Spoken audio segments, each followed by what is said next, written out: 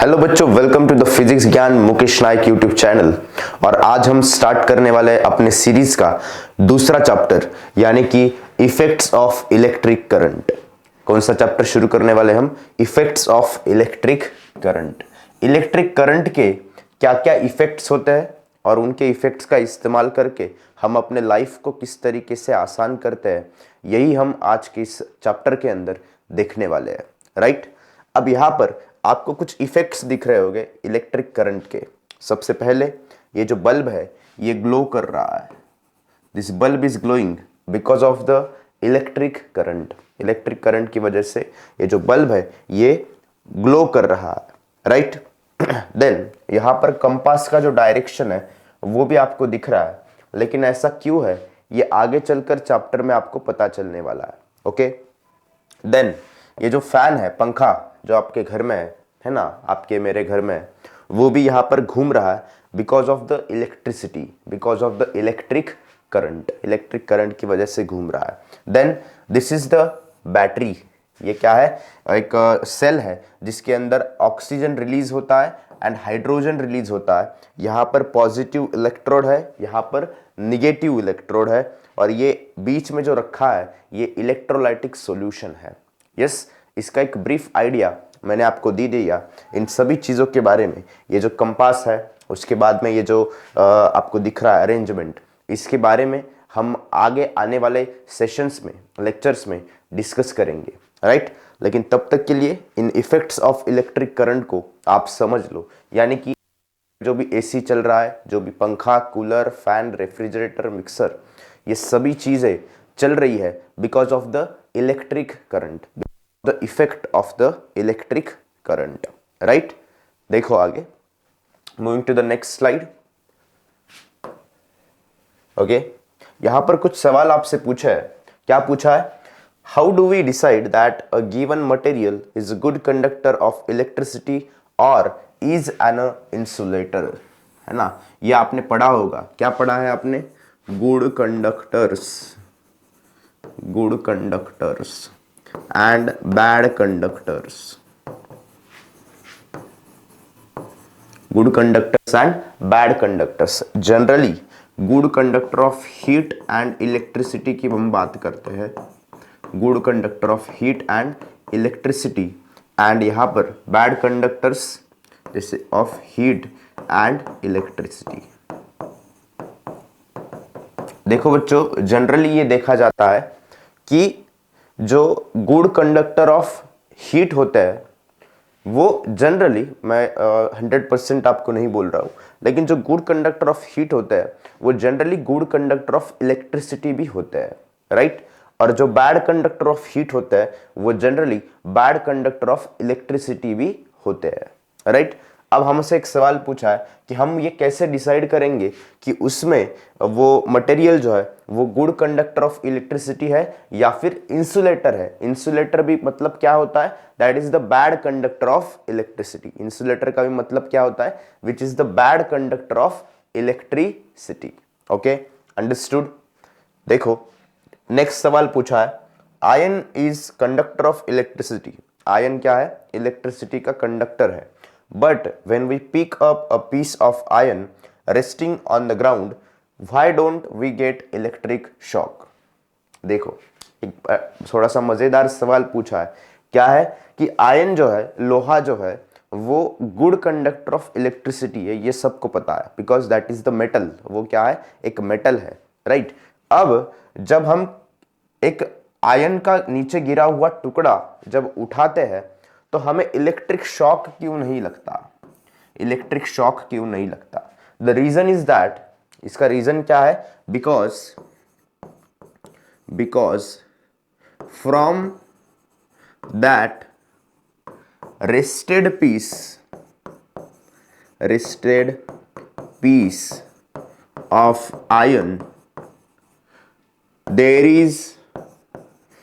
is no flow of electricity. There is no flow of electricity, है ना। जो ion का टुकड़ा आप उठा रहे हो, क्या उसमें से करंट फ्लो हो रहा है? नहीं। राइट, यानी कि जिसको हम गुड कंडक्टर ऑफ इलेक्ट्रिसिटी बोलते हैं, जरूरी नहीं कि उसके अंदर 24/7 करंट हो। अगर हमने करंट सप्लाई किया है तब जाके वो वहां पे फ्लो होगा। Understood? Getting my point? Then moving to the next slide. देखो, what do you observe?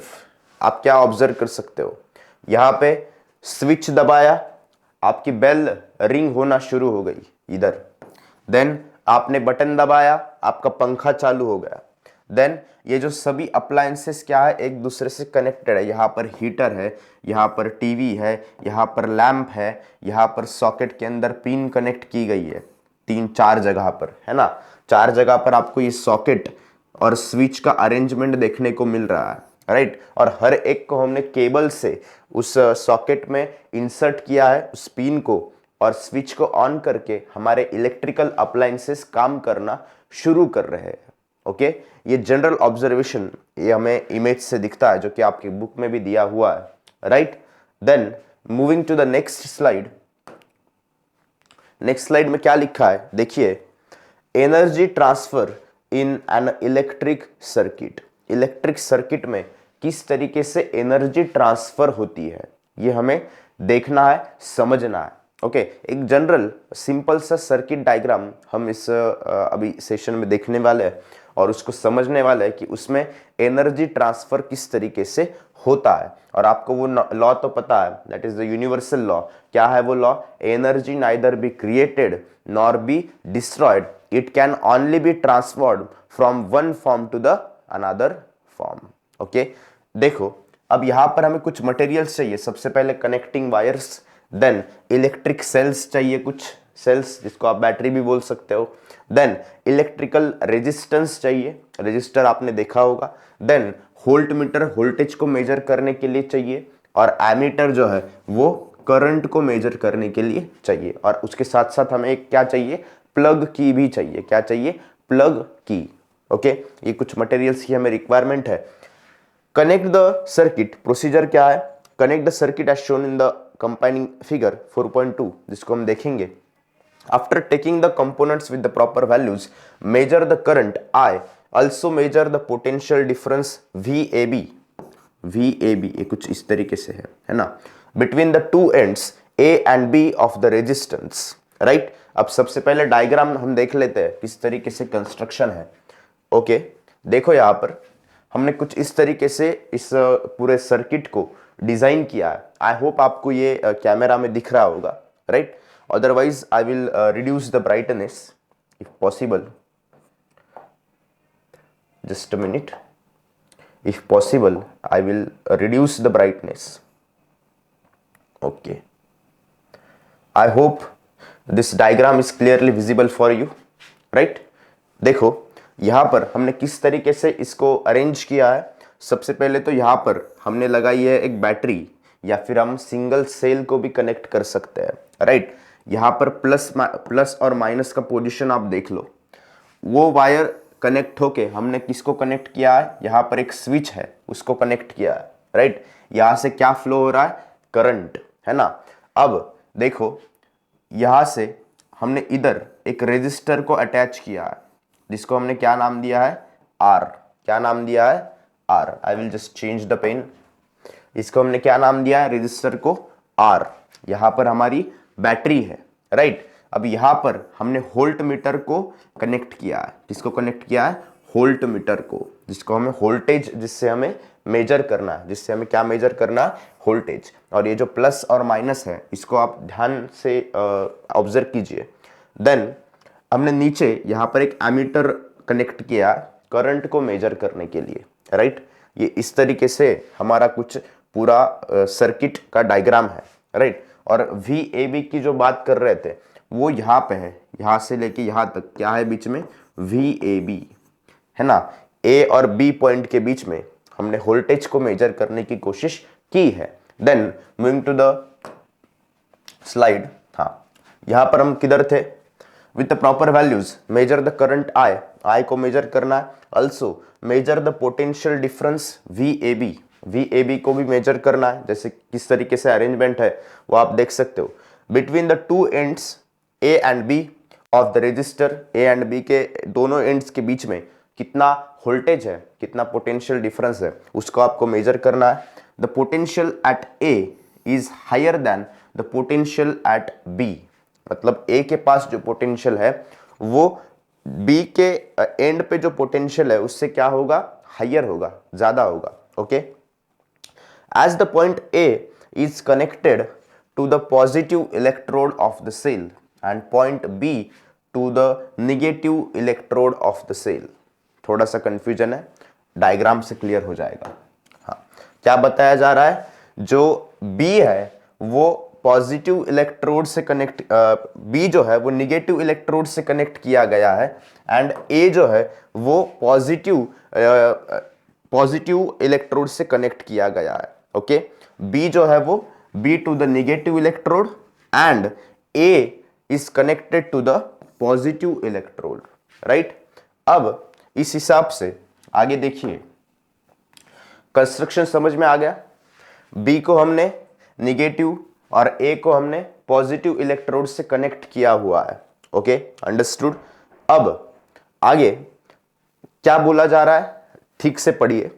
If a charge Q flows from A to B, जब चार्ज क्यू जो है वो किससे फ्लो होगा, ए टू बी से फ्लो होगा। किससे फ्लो होगा, ए से लेके बी तक। Work V A B Q, work V A B Q है ना, work V A B Q has been done on Q while going from A to B. वहां पे वर्क डन कितना होगा, वर्क डन कितना होगा, V A B Q. I will just change the pen, just a minute. Work done कितना होगा, V A B Q, इतना वहां पर क्या होगा, वर्क डन। क्या होगा, वर्क डन, राइट। देन इसके रिगार्डिंग और अगर इंफॉर्मेशन आपको चाहिए, थोड़ा सा कंफ्यूजन अगर इसके अंदर है, तो आपके पास अगर प्रीवियस स्टैंडर्ड की बुक है साइंस एंड टेक्नोलॉजी की, तो उसमें आप चैप्टर नंबर 3 को पढ़ सकते हो। चैप्टर नंबर 3 को आप पढ़ सकते हो, राइट। वहां पे आपको और अच्छे से ये समझ में आएगा। लेकिन अभी फिलहाल क्या समझना है, if a charge Q flows from A to B, A से लेके बी के बीच में अगर चार्ज क्यू फ्लो हो रहा है, then work V A B Q, क्या वर्क होगा, V A B Q has been done. यहां पे वर्क डन होगा कितना, V A B into Q, right, while going from the A to B. Okay, then moving to the next statement, क्या बताया जा रहा है, from where does the energy come to do this work.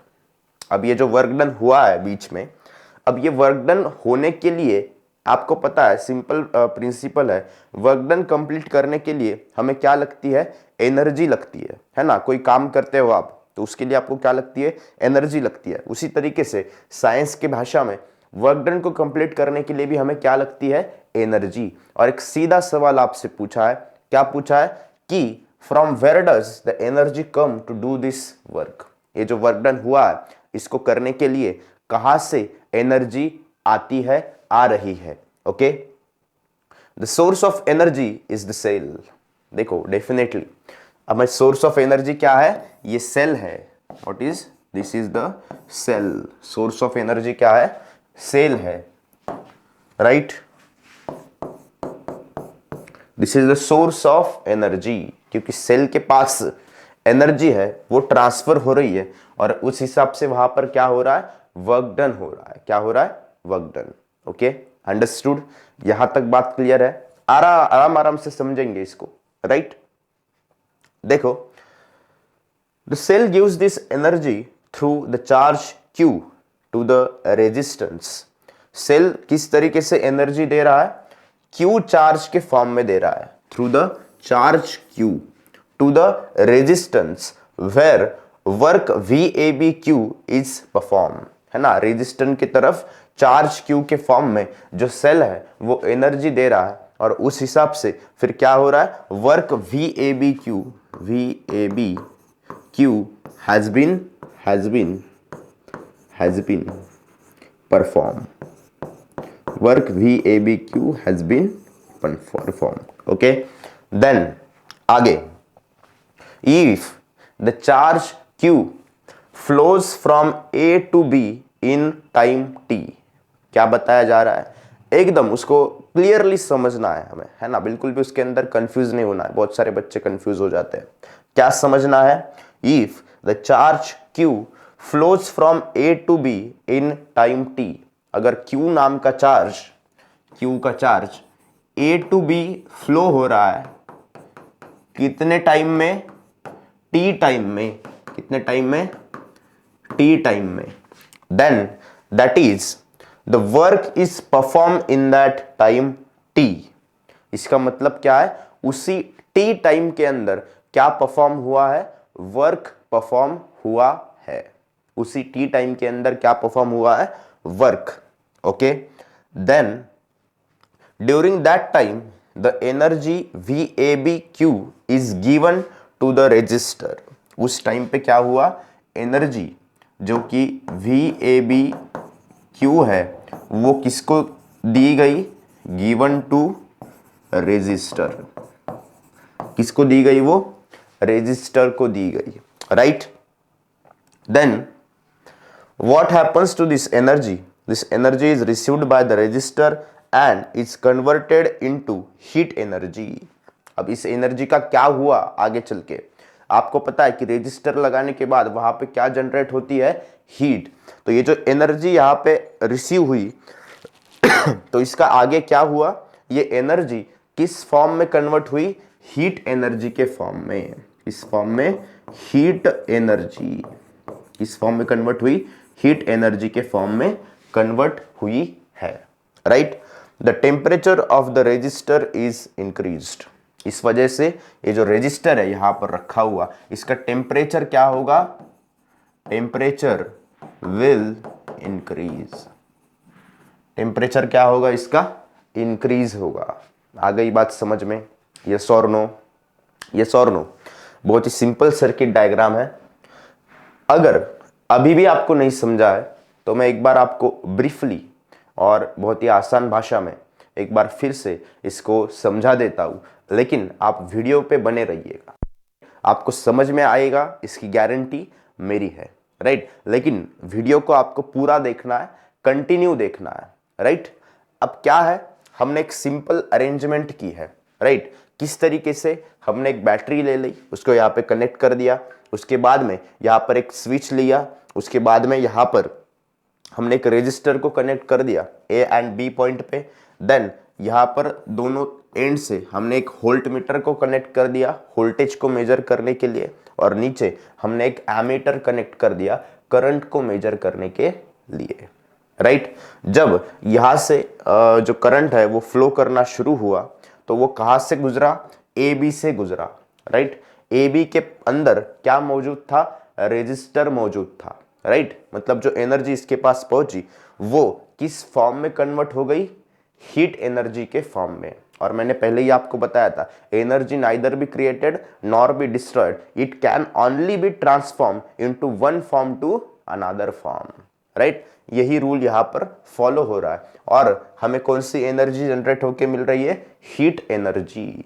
कौन सी energy generate होके मिल रही है, हीट एनर्जी। और यही सेम प्रिंसिपल आपके गीजर में भी लागू होता है, आपके आयरन जो प्रेस आप करते हो कपड़े उसमें भी लागू होता है, और जितने भी हीटिंग डिवाइसेस है जो कि इलेक्ट्रिसिटी से चलते हैं सब में यही प्रिंसिपल का इस्तेमाल होता है।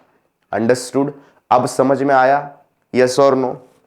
देखो कभी कभी ना बुकिश लैंग्वेज में अगर समझ में नहीं आता है तो अपने लैंग्वेज में उसको याद करने की कोशिश करनी है और अपने लैंग्वेज में ही लिखना है। सिर्फ कंडीशन क्या है कि जब बोर्ड के एग्जाम्स के अंदर आप लिखोगे तो वहां पे आपको सेंटेंसेस की प्रॉपर स्ट्रक्चरिंग आनी चाहिए, राइट। उसके लिए आपको इंग्लिश के वीडियोस देखने पड़ेंगे, राइट। अगर प्रॉपर स्ट्रक्चर सेंटेंस आप क्रिएट कर पा रहे हो then the examiner will give you full marks, okay.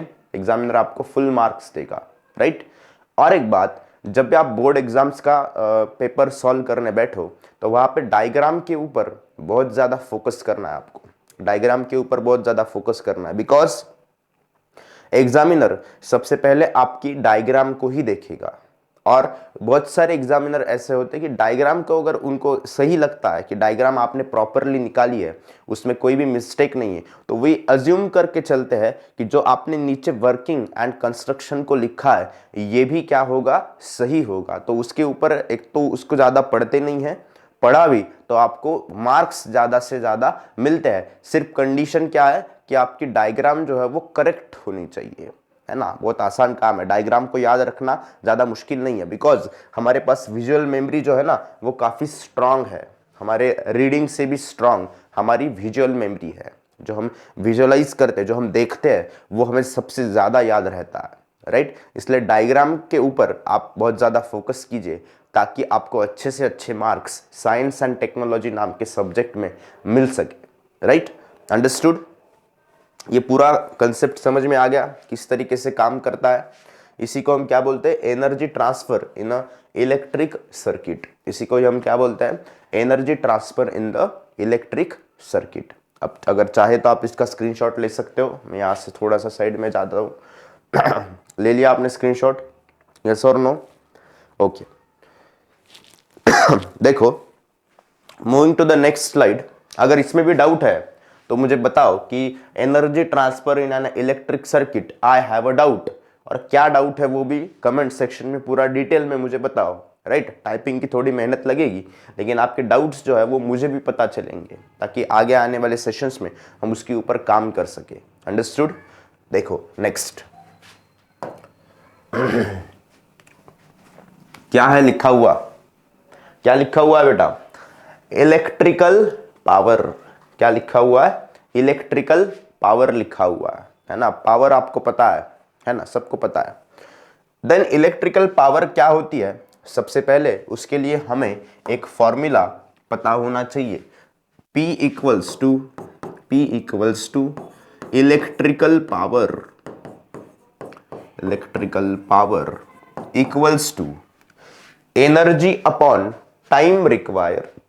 क्या फॉर्मूला है, power equals to energy upon time require, यानी कि VAB Q upon T, right. Therefore हम इसको ऐसे भी लिख सकते हैं, VAB इंटू I। ऐसा क्यों लिख सकते हैं, बिकॉज Q अपॉन T जो है, आई will just erase this, because Q upon T की जो वैल्यू है वो क्या है, I। Q अपॉन T की वैल्यू क्या है, I। अब इसी को हमने रिप्लेस कर दिया I से, तो हमें क्या मिल गया, VAB इंटू I।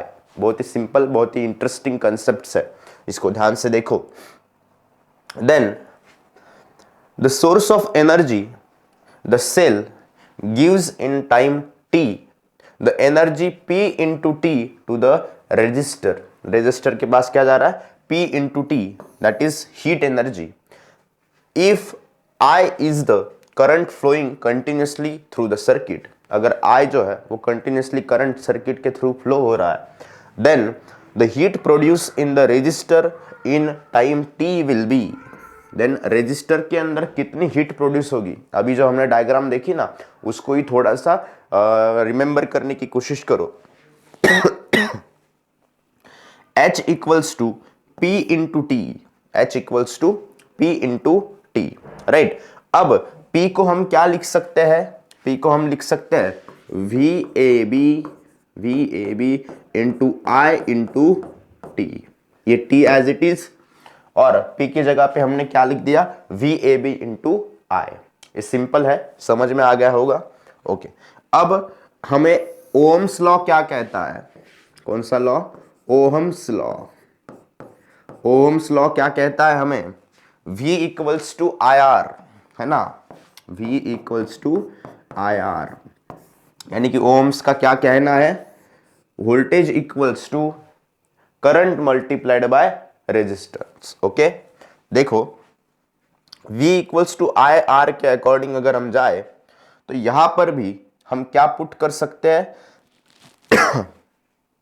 I की जगह पे हम VAB अपॉन R को पुट कर सकते हैं। यस और नो, यस और नो, हाँ। किस तरीके से, देखो H equals to V A B, है ना। V हमारे पहले इक्वेशन क्या आया था, V A B into I into T, क्या आया था, V A B into I into T. अब इसके अकॉर्डिंग I की वैल्यू क्या होगी बेटा, V A B upon R, क्या होगी, V A B upon R, है ना।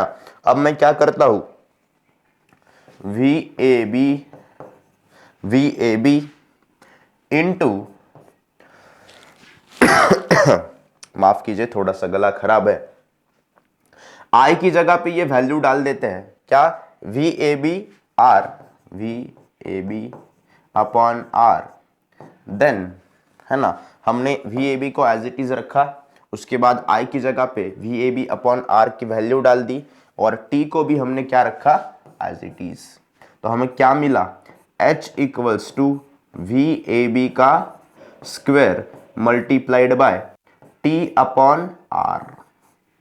हमें क्या मिला, H equals to V A B square into T upon R. हमें एक फॉर्मूला मिल चुका है, understood.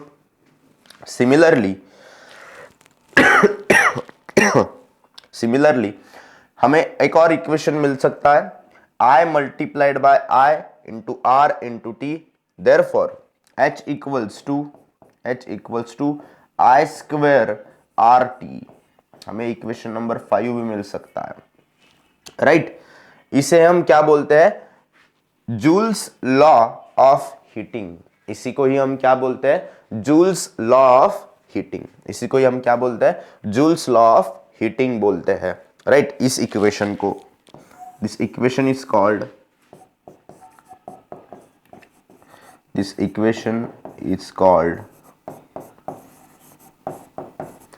Joules law of heating.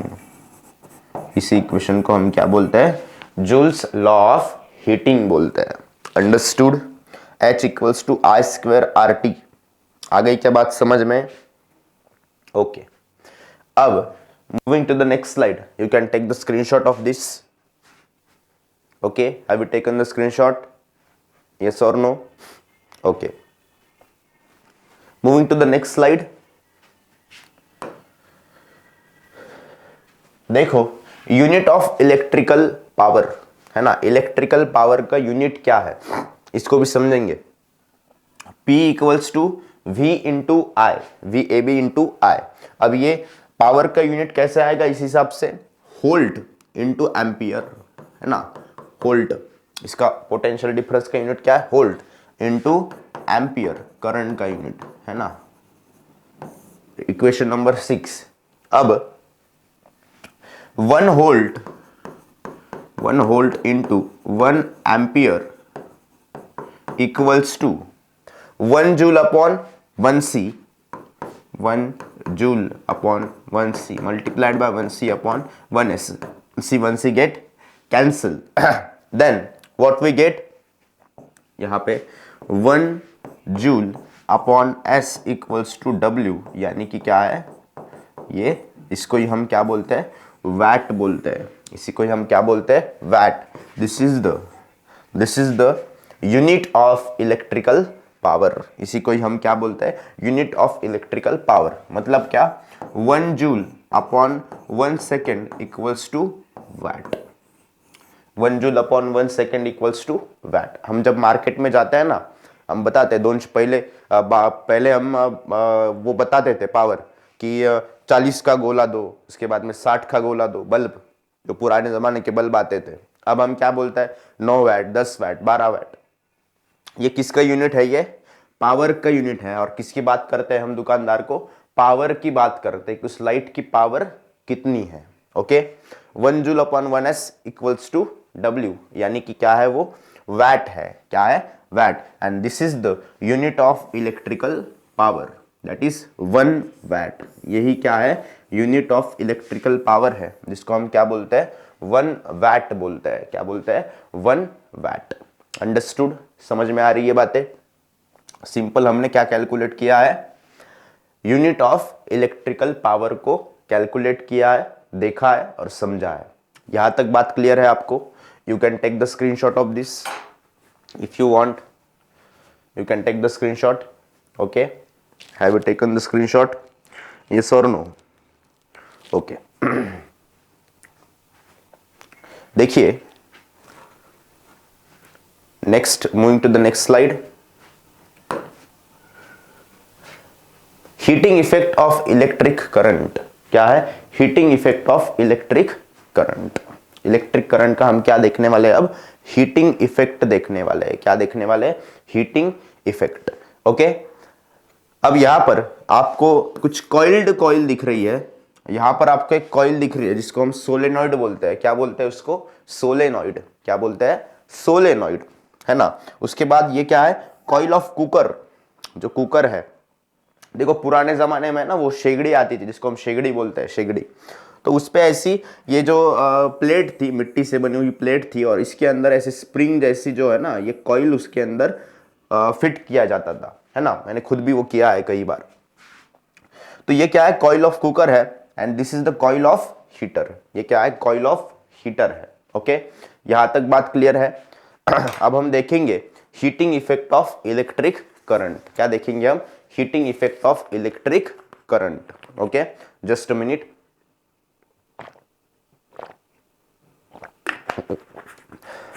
First point में क्या लिखा है बताओ? When resistor is connected in an electric circuit. किसी भी इलेक्ट्रिक सर्किट पे फर्स्ट डायग्राम को याद करो, जो सर्किट डायग्राम हमने देखी है उसको याद करो। और क्या लिखा जा रहा है? When resistor is connected in an electrical circuit. जब इलेक्ट्रिकल सर्किट के अंदर रेजिस्टर को कनेक्ट किया जाता है, heat is produce in it.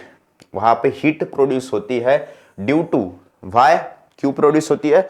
Due to the current. Current की वजह से, क्योंकि उस फर्स्ट डायग्राम में हमने देखा था, जब भी हम उसको ऑन करते हैं, पावर सप्लाई को, उस बैटरी को ऑन करते हैं, तो करंट फ्लो होना शुरू होता है। और अगर उस सर्किट में रेजिस्टर कनेक्टेड है तो वहां पर क्या जनरेट होगी? हीट जनरेट होगी। क्या जनरेट होगी? Heat.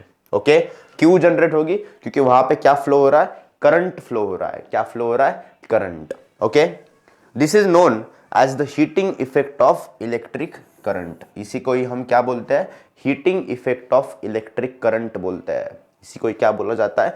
Heating effect of electric current. किसी ने अगर पूछा कि बताओ heating effect of electric current किसको कहते हैं, तो सिंपल भाषा में उसको बताना है, when in the electric circuit resistor is connected and the heat is produced due to the flow of current, this is called the heating effect of electric current। इसी को हम क्या बोलेंगे? heating effect of electric current बोलेंगे। understood? यहां तक बात clear है? yes or no? okay, अब नेक्स्ट क्या है? Equipment such as water boiler, उसके बाद में इलेक्ट्रिक कुकर, है ना, जिसको हम वाटर हीटर भी कहते हैं। उसके बाद क्या है? Electric cooker, then electric bulb make use of the heating effect of electric current. जो पुराने जमाने के जो बल्ब आते थे ना, उसके अंदर टंगस्टन का फिलामेंट रहता था अंदर, यस, वो भी किसका इस्तेमाल करते थे? Heating effect of electric current का। यहां पर जो हीटर है, उसके बाद में जो कुकर है, ये भी किसका इस्तेमाल करते हैं? Heating effect of electric current का। आपके पास घर पे जो आयरन है, जो जिससे आप प्रेस करते हो कपड़ों को, उसके अंदर भी किस फिनोमेना का इस्तेमाल होता है? Heating effect of electric current का इस्तेमाल होता है। ये आपको समझना बहुत ज़्यादा ज़रूरी है according to the boards point of view. Okay, अब इसके कुछ एग्जाम्पल्स यहाँ पे दिए हैं। क्या एग्जाम्पल्स है? देखिए, a coil made up of N alloy nichrome is used in the electric heater and cooker. अब रेजिस्टर के दौर पर किस कंपोनेंट को इस्तेमाल करना है, वो उसके एप्लीकेशन के अकॉर्डिंग डिसाइड होता है, राइट। अब यहां पर जो कि कुकर एंड हीटर के अंदर जो कॉइल इस्तेमाल की जाती है, कॉइल किस लिए इस्तेमाल की जाती है? एज अ रेजिस्टर के दौर पर, एज अ रेजिस्टर के दौर पर। तो किसकी कॉइल है वो? किसका अलॉय है? Alloy of nichrome is used in the electric heater and cooker as a resistor. Nichrome नाम के एक मटेरियल का जो अलॉय है उसको एज अ रेजिस्टर इस्तेमाल किया जाता है. Understood. Then while a tungsten wire is used in the electric bulb, जैसे कि मैंने आपको पहले ही बताया कि as a resistor tungsten filament, tungsten wire का इस्तेमाल किया जाता है इलेक्ट्रिक बल्ब के अंदर एज अ रेजिस्टर के तौर पर, एज अ रेजिस्टर के तौर पर. क्योंकि आपको पता है रेजिस्टर के अंदर जब करंट फ्लो होगा तो वहां पे क्या जनरेट होगी, हीट जनरेट होगी. यस, आपने देखा होगा पुराने जो बल्ब है पुराने जमाने के वो काफी ज्यादा गर्म होते हैं. अभी एलईडीज वगैरह इतने गर्म नहीं होते, लेकिन वो बल्ब बहुत ज्यादा गर्म, अगर ठंडी के मौसम में विंटर्स में अगर उसको बल्ब को लगाए तो हीटर की जरूरत नहीं है, रूम हीटर की वहां पे जरूरत नहीं है, इतना रूम जो है वो गर्म हो जाता है. That produce too much heat in that bulb, okay, and that's why the tungsten filament is used as an resistor in that particular bulb, and in the heater and cooker the alloy of nichrome is used. heater and cooker के अंदर nichrome का alloy इस्तेमाल किया जाता है. okay, understood. You can take the screenshot of this if you want. Then moving to the next slide की तरफ जाएंगे. okay, अब यहां पे थोड़ा सा आपको पावर को समझना है, कितना पावर है क्या है. सो हेडलाइन तो वही है, इमेज भी वही है. If 1 kilowatt power is use for 1 hour, है ना, अगर 1 किलोवाट पावर को कितने घंटे के लिए इस्तेमाल किया जा रहा है, 1 आवर के लिए अगर इस्तेमाल किया जा रहा है, देन इट विल मीन, अगर उसका मतलब क्या होता है, 1 किलोवाट इंटू 1 आवर. क्या मतलब होता है इसका, 1 kilowatt into 1 hour of electrical energy is used. कितनी इलेक्ट्रिकल एनर्जी यूज हुई, इक्वेशन 1 के अंदर देख सकते हो. अब 1 किलोवाट आवर इक्वल्स टू 1 इसको लॉन्ग फॉर्म में लिख देता हूं मैं, जैसे कि ऊपर लिखा हुआ है, R equals to 1000 watt into 3600 seconds equals to 3.6 into 10 raised to 6 watt per watt second, यानी कि 3.6 into 10 raised to 6 joules. इसी को हम क्या लिख सकते हैं, किस तरीके से इक्वेशन काम करता है, ध्यान से देखो. 1 किलोवाट पावर को अगर हम 1 घंटे के लिए इस्तेमाल करते हैं तो क्या होता है, 1 किलोवाट 1 आवर, इस तरीके से हम उसको लिख सकते हैं. और उतनी एनर्जी का इस्तेमाल होता है, कौन सी एनर्जी का, इलेक्ट्रिकल एनर्जी का इस्तेमाल होता है. Then 1 kilowatt hour equals to 1000 watt into 3600 seconds. कितना होता है वो, 1000 वाट इंटू 3600 सेकेंड. और उसी को ही हम क्या लिख सकते हैं, इसको थोड़ा सा पॉइंट को शिफ्ट करने के बाद हम क्या लिख सकते हैं, 3.6 into 10 raise to 6 watt second. अब ये वाट पर सेकेंड नहीं है, वाट सेकेंड है. वाट पर सेकेंड है क्या, नो. वाट पर सेकेंड है क्या, नो. राइट, अब वाट पर सेकेंड है तो इसलिए हम इसको कैसे लिख सकते हैं, 3.6 इंटू 10 रेज़ टू 6 जूल्स. कैसे लिख सकते हैं इसको, 3.6 into 10 raise to 6 joules. Hope आपको ये समझ में आया होगा. और इसी हिसाब से कितनी एनर्जी हम घर में कंज्यूम करते हैं, कितनी एनर्जी का इलेक्ट्रिसिटी बिल हमें आता है, उसका भी कैलकुलेशन आपको करना है. उसका एक एग्जाम्पल आपके चैप्टर के न्यूमेरिकल के अंदर भी दिया हुआ है, जिसको हम आगे चल के देखेंगे. लेकिन if you have more curiosity then you are try to find out the electricity consumption और energy consumption in your house. Understood, यहां तक बात क्लियर है. Okay, then short circuit and fire in the home, है ना. घर के अंदर क्या होता है, शॉर्ट सर्किट एंड फायर होता है. राइट, अब बेसिकली घर के जो वायर्स रहते हैं वो 3 हिस्सों में डिवाइडेड रहते हैं. एक वायर अर्थ को कनेक्टेड रहता है जिसको हम अर्थिंग बोलते हैं. एक वायर जो है वो लाइव वायर रहता है, यस, जिसको हम फेज भी बोलते हैं, एंड एक वायर जो रहता है वो न्यूट्रल वायर रहता है। क्या रहता है? Neutral wire. अब अगर किसी कंडीशन में किसी गलती की वजह से या फिर किसी इलेक्ट्रिकल वायर के अंदर कुछ फॉल्ट आने की वजह से अगर वहां पर फेज एंड न्यूट्रल यानी कि लाइव एंड न्यूट्रल वायर अगर एक दूसरे से टच हो जाते हैं तो उस कंडीशन में क्या होता है? शॉर्ट सर्किट होता है और वहां पे आग लगने के काफी ज्यादा चांसेस रहते हैं। और ये जो आग लगी है इलेक्ट्रिकल अप्लायंसेस की वजह से या फिर शॉर्ट सर्किट की वजह से, ओवरलोडिंग की वजह से, ये काफी डेंजरस रहती है। इसको बुझाना भी काफी ज्यादा मुश्किल है, राइट? ये नॉर्मल आग की तरह नहीं है, जो माचिस की तीली आप लगाते हो ना, उसकी तरह नहीं है। This is the very dangerous fire that cause due to the connection of live and neutral wire. Then उसको ही रोकने के लिए एज अ प्रिकॉशनरी मेजर हम किसका इस्तेमाल करते हैं? फ्यूज वायर का इस्तेमाल करते हैं। किसका इस्तेमाल करते हैं? Fuse wire. अब फ्यूज वायर का फंक्शन क्या है? फ्यूज वायर जब इस तरीके का लाइव एंड न्यूट्रल वायर का कांटेक्ट होता है, वहां पे फायर होने के चांसेस बढ़ जाते हैं, तो फ्यूज वायर जो है वो मेल्ट होता है एंड सर्किट को ब्रेक करता है और इस वजह से जो मिसहैप होने वाला है उसको अवॉइड करता है। डेफिनेटली जब उधर से करंट बहुत ज्यादा आएगा तो उस कंडीशन में ये जो फ्यूज वायर है हीट की वजह से मेल्ट हो जाएगा और जैसे ही ये फ्यूज वायर मेल्ट हुआ तो उधर मेन लाइन का और आपके घर का जो इलेक्ट्रिकल का कांटेक्ट है वो टूट जाएगा, सर्किट जो है वो आपका ब्रेक हो जाएगा और फिर जो होने वाला जो खतरा है, जो फायर वगैरह लग सकता है, वो टल जाता है, राइट? डेफिनेटली सर्किट अगर ब्रेक हुआ है तो करंट का फ्लो भी रुक जाएगा और आगे जो एक्सेस हीट जनरेट होके फायर होने के चांसेस थे वो भी क्या हो जाएंगे? टल जाएंगे। आ गई बात समझ में? तो फ्यूज का इस्तेमाल आपको समझ में आ चुका होगा। हमने सबसे पहले एक सर्किट डायग्राम देखी जो कि काफी सिंपल थी, जिसको मैंने काफी अच्छे से डिटेल में आपके लिए एक्सप्लेन किया है। उसके बाद हमने कुछ फ्यूज के बारे में भी देखा है। उसके पहले हमने पावर का यूनिट कैसे निकालते हैं वो भी देखा है, राइट?